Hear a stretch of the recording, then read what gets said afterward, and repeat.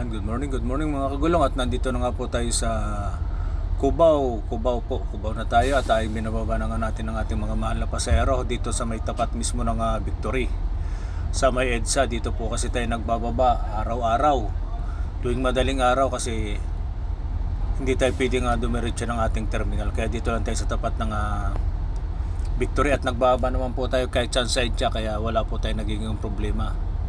Kaya okay na okay po ang pagbababa dito, at maluwag naman. At yan nga po, tinuturo ni partner yung sasakyan papunta ng Santa Cruz, dahil papunta rin sila ng Calamba, Laguna. Ayan, at yun po yung ating mga mahal na pasahero. Yan nga, binuksan ni partner yung estribo para may baba na yung mga bagahe ng pasahero, kasi hindi siya pwede basta-basta magbubukas ng estribo dyan sa EDSA kasi mahirap na.